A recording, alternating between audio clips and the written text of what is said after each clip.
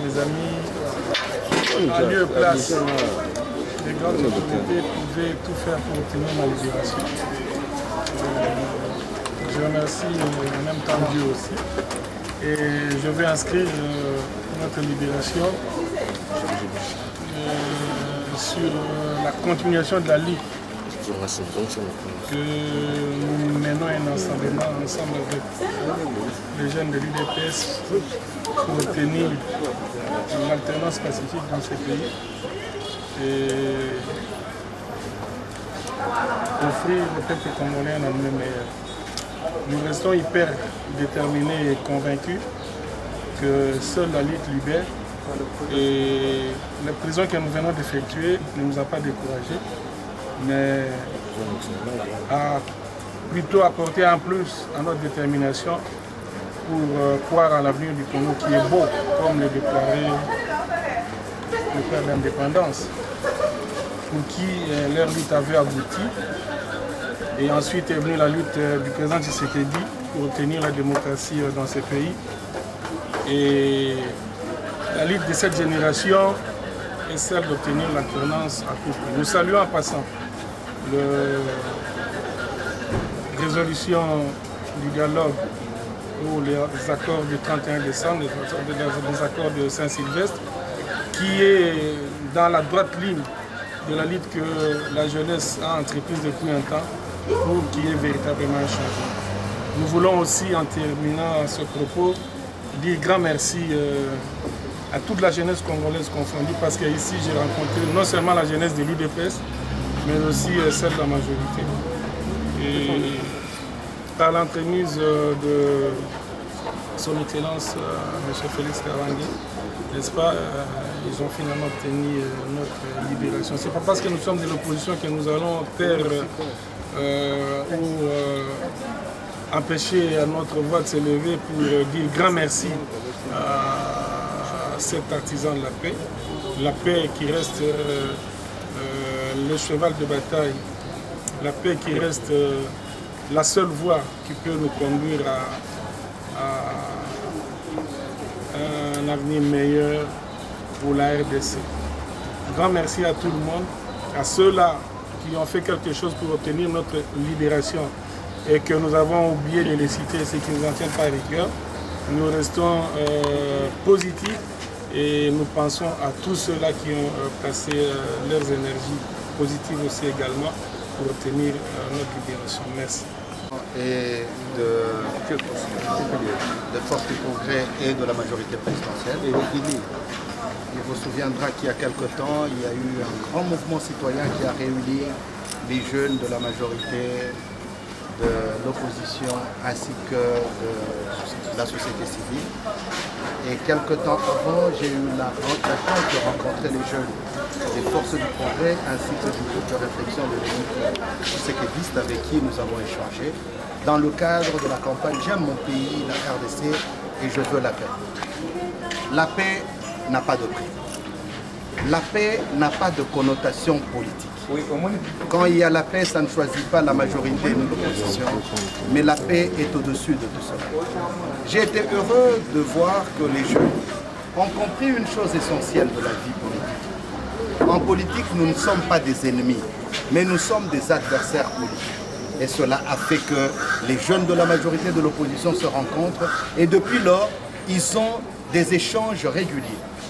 Cela nous a rassurés qu'en tant que jeunes, nous devons nous ranger du côté de la jeunesse pour continuer à nous battre pour que tous les jeunes qui ont été arrêtés pour une cause ou une autre soient libérés. Je voudrais remercier les autorités du pays à tous les niveaux qui aujourd'hui ont accepté, qui aujourd'hui ont entendu le message des jeunes, du rassemblement et de la majorité présidentielle, qui tous ont demandé que David Moukeba soit libéré. Hier, c'était la libération des Carbones, parce qu'il y a 2 semaines environ, les jeunes de Philippe et de Lucha ont choisi également de s'engager pour la paix. Et peut-être que demain, ce sera à notre jeune. Il ne m'appartient pas de décider qui on libère, les autorités compétentes vont le faire, mais je peux rassurer qu'au nom de la campagne « J'aime mon pays, la RDC, je veux la paix », nous serons ensemble avec tous les jeunes de ce pays pour continuer à militer pour que la paix règne sur toute l'étendue de ce pays et que dans le processus de décrispation que nos aînés sont en train de crier à tort et à cri, nous voulons que dans ce processus, que la jeunesse soit prise en compte. Parce que ce sont les jeunes qu'on utilise dans la rue pour les revendications. Ce sont les jeunes parfois qu'on utilise abusivement pour détruire, pour brûler, pour faire telle ou telle autre chose.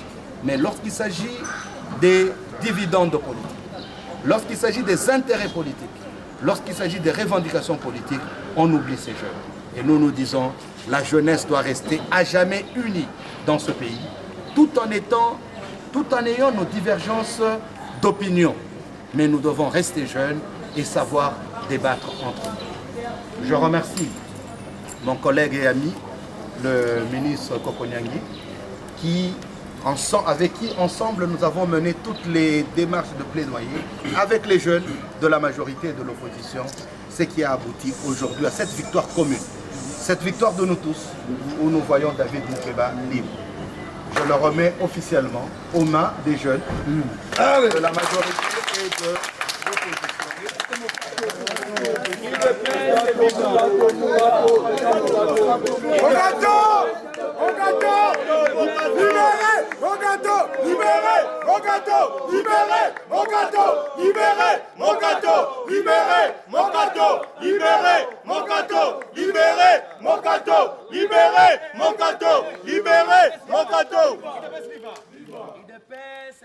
Viva! Force du progrès, viva! Viva! Matondo Menyipo, naebisaki déjà bino, fini ezala toujours. Merci.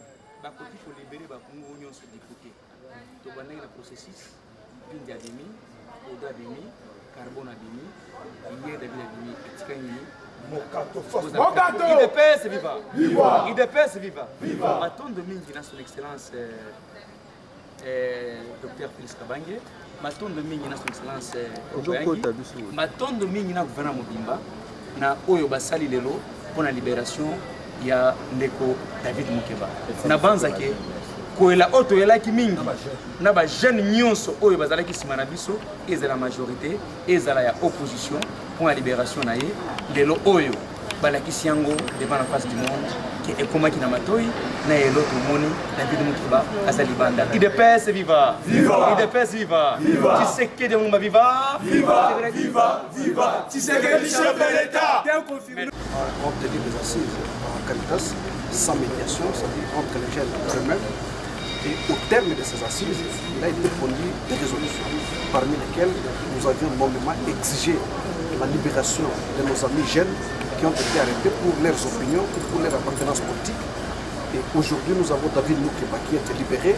Donc, nous avons l'obligation de remercier le gouvernement à qui nous avions demandé de jouer son rôle régalien pour faire libérer nos compatriotes. Aujourd'hui, David est un jeune désormais à pour son opinion, pour son appartenance politique, mais également nous devons cultiver la culture des gens enfin avec les propositions nationales, ces gestes de responsabilité de cette élection. Je crois que la paix est comme Matina Souké, ça m'appelle, de mytho mon appelle lobby, où est salami, à présent David Moukeba, et ça m'appelle à présent Abisso, hérité Mokato. Bamoussou Bazan en Nolo, on a plus de 150 éléments force du progrès au Bakangami, ceux qui vont se babimi, donc on s'est plateau comme ça.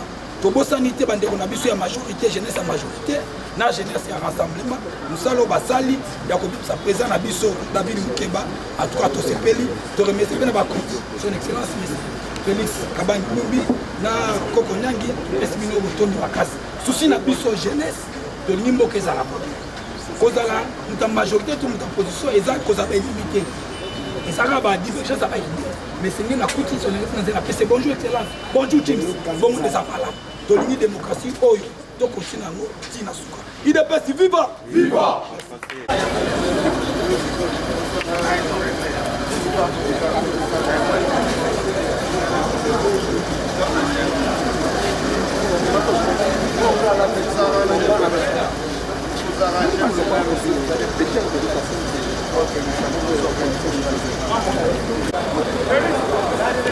Vous me prenez, moi je fais comme moi je n'existe pas.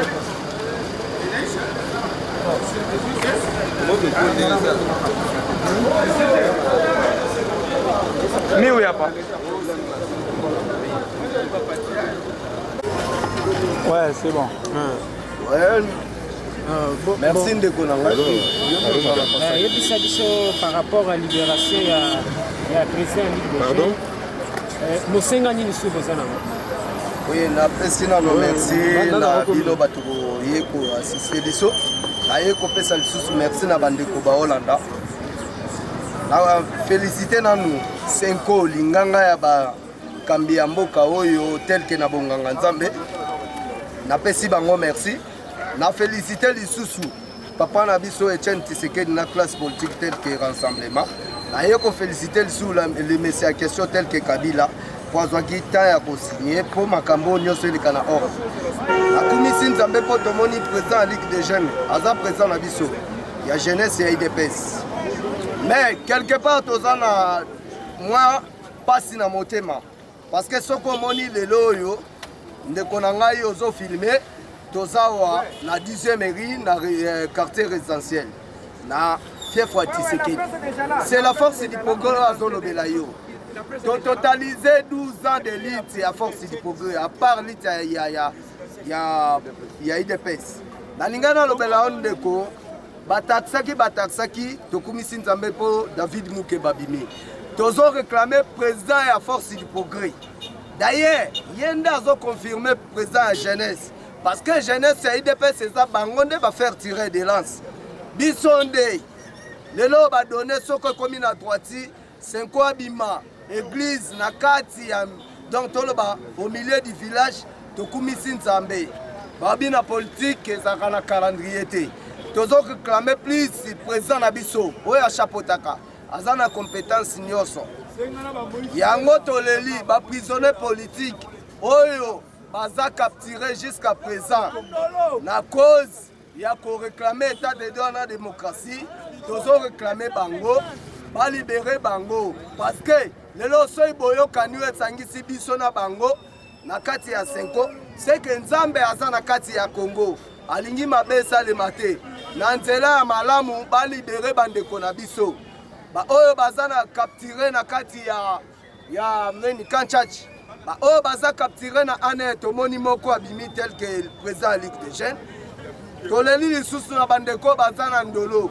oyo batakisaka bango na bartère à KO na pouvoir oyo eza irresponsable tozolela lisusu na bandeko na biso baza na nini makala tel que président na ngai président Mokato na soulever meilleur vœu na part na ye bonne année na part na ye mais nayebi ke Nzambe abatelaka likolo comme si biso na temps oyo azobatela ye tosengi Nzambe a convaincre mutema na bango lokola tosololaki bameka kolibere bandeko na biso to continuer lutte ensemble Nzambe abatela biso napesi miko na ndeko na ngai lisusu membre ya force du peuple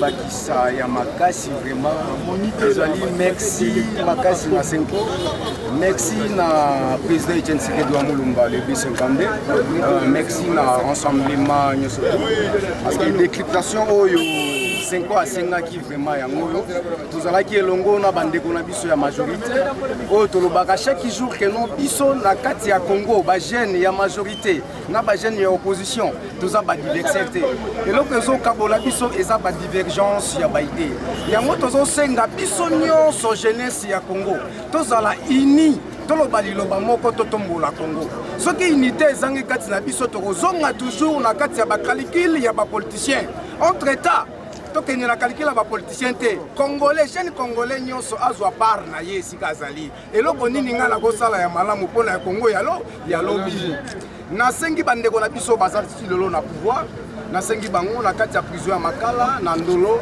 tozali na bandeko ebele tel que président Mogato président ya force du peuple elongo na bandeko ebele oyo bakangi nano kuna na Makala mais oyo basali epai ya président David Mukeba esali biso esengo mingi makasi topesi bango longonya makasi na mosalo basali lelo tomoni ndeko na biso David Mukeba tokosepela lisusu makasi tomona bandeko misusu pe batikali tokomprendre que non biso tout tozoloba siko liloba moko tolingi changement ya Congo oyo eza important epai na biso eza changement ya Congo eza te que non biso na biso tobetana na ba flèche oyo tokobeta na ba flèche tokokufa mais Congo tokotika ngo na banani biso jeunesse ya lelo nde faut tozwa relève ya lobi tozala uni ezala majorité ezala rassemblement ezala opposition non signataire ya accord ya le 18 biso tout tozala uni po totombola Congo oyo ezali bénéfice ya biso nyonso peuple congolais. Merci pour la parole. Donc sur le Lomoni toza na siège à parti politique ya monene oyo mboka mobimba s'intéresser na yango pona milulu oyo tozozela peuple congolais azela makambo otango mulai mais je pense que makambo yango c'est koki lelo na pouvoir na opposition je pense que otango déjà nzela moko mutango yango azate oyo obo yango asa mokili na ye mais lelo nazaki surpris oti makambo nanga politique place nazalaki na komi na terrain ya 10e miri namona ndeko na biso David Mukeba oyo bakanga ta mulai oyo nyokwami lelo aye na délégation ne ba président bazali awa ozomona okofilme bomona ye azali awa donc basali musala munene donc oyo ezolakisa nini oyo ezolakisa musala IDPS ezosala na kati ya terrain politique ya IDPS na ya ville Kinshasa mobimba partout ailleurs donc lelo nazosenga libération ya bandeko ya Jom Longala bamoyi bandeko tu oyo bazali bafo kidongo bandeko nyonso baprésident Mokato baprésident Moyambo oyo tu bakanga en tout cas tosengi bango bazala libéré baya koregagner vie politique pour que makambo nyonso se démarrer nayebi ke kala mingi te tofetaki te mais tozofete lisusu mpo na pouvoir ozobima kala mingi te asepeli napesi bino ongoya matondo mingi mpo na presse IDPS viva! Viva! IDPS viva! Viva! Force du progrès viva! Viva! Viva! Viva! Matondo mingi batu nyonso baye kotelema awa par rapport ya vice-président ya Ligue des Jeunes David Mukeba oyo akangamaki d'une manière là injustifiée mais pona musala ya biso manso oyo tosanganaki na bato ya rassemblement na ngai na telemi awa na mutu nyonso oyo akontribuaki mpo na sortie ya David Mukeba lelo eza nango réalité abimi yango nozomona na kati ya quartier ya Tomalanda B52 le plan de république Tshisekedi ya Mulumba bato nyonso baza na esengo ndio sikoyo bayebisi biso ke bato mosusu baza nano na boloko banani wana baza wapi? Oui, nazo remercier d'abord davantage na gouvernement ya RDC. Na remercier encore en particulier na ba ministre oyo ba accompagner biso na libération bandeko na biso. O na bandeko na biso mosusu ya rassemblement na bandeko na biso ya PPRD o basalaki to sangana po bandeko bima. Po na minute oyo na mutuna o tuni il faut na répondre yo bandeko na biso ebele batikali tozana David tozana ina Mukato, le président ya Fort du Progrès. D'abord nazolo belande Mukato nde ya IDPS. Na bandina Mukato po aza ya IDPS. Voilà. Après Mukato nde tokolanda batu ya allié na biso. Mais d'abord na bandina mwana ndako. président à Fort du Progrès, Mokato d'abord. Matondo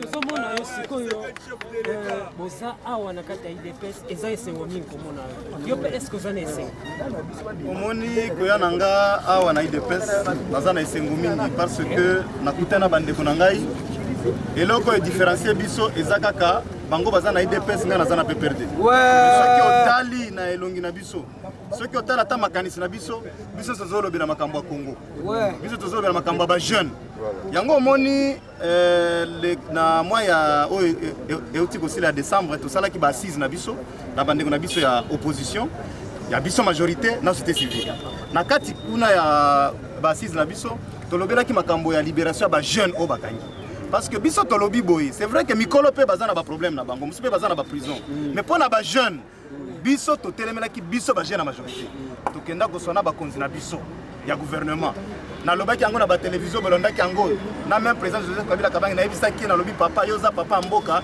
yokela mawa ya biso bana na baleki na bajeune oyo David Mukeba oyo ndeko na biso Mokato il faut babima na boloko parce que baza bajeune biso bajeune botindaka biso alors tolingaki tosenga na mokonzi ya mboka abima mpe asala fete na ye ya Noël alekisa bona ne mais lokola lelo tomoni ke ndeko na biso David abimi tozalaki na ministre na ndeko na nga maître Patrick devant ministre alobi que d'ici 2 semaines camarade na biso Mokato mpe akobima tokoya na ye awa biso nini tolingi Congo ezala na kimia na bomoko Congo ekende liboso ndenge toza bilenge awa mutu moko soki abimi na tongo na tvoka ye na mwa lipa na ye mwa kwanga bana na ye bana mpe bakendaka na classe tobala ndeko ndenge na nga alobi c'est vrai que tosali mingi ndenge ndeko na nga alobaki mais biso mpe bajeune toza na oyo ya biso yango koya na ye awa nakutana bandeko na ngai tobundaka ere moko mais nalingi nayebisa bino ke politique il ne faudrait pas que tobunda